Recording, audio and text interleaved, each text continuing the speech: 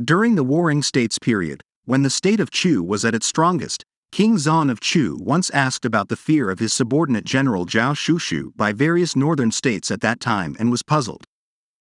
Therefore, a minister named Zhang Yi told him the following story.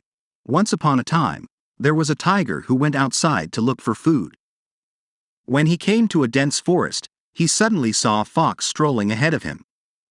He thought it was a rare opportunity, so he leapt forward and effortlessly captured the fox. However, when he opened his mouth and was about to eat the fox, the cunning fox suddenly spoke. "You think you're the king of beasts and dare to eat me? You should know that the heavenly emperor has ordered me to be the king of kings. Whoever eats me will suffer severe punishment from the heavenly emperor." The tiger, half believing and half doubting the fox's words, turned his head and saw the fox's arrogant and calm expression and was shocked. Although his arrogant demeanor and overbearing attitude had disappeared by more than half, he still thought in his heart, "Because I am the king of beasts, any wild animal in the world will be afraid of me." But he was actually sent by the heavenly emperor to rule over us.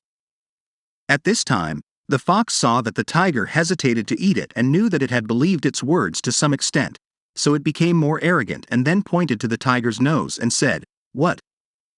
Don't you believe what I said?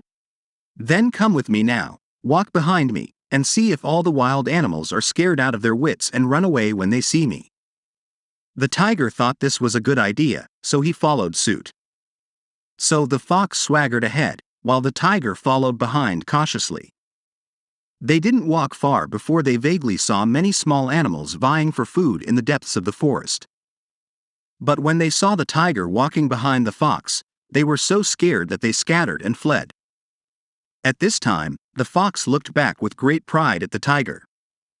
The tiger witnessed this situation and was also somewhat frightened, but it did not know that the wild animals were afraid of itself and thought they were really afraid of the fox.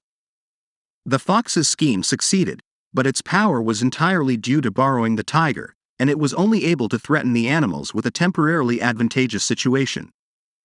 The poor tiger was fooled and did not even realize it. Therefore, the reason why the people of the north feared Zhao Shushu was entirely because the king's military power was in his hands. That is to say, what they feared was actually the king's authority. The cunning fox, relying on the tiger's power, intimidates others in the forest.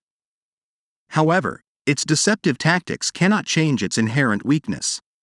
Once the trick is exposed, it will not only be surrounded by other animals, but also be eaten by the deceived tiger.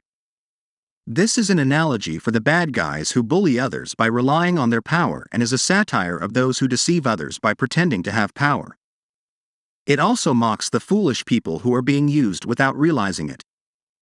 Anyone who oppresses others by relying on their authority or abuses their power for personal gain can be described as borrowing the tiger's might.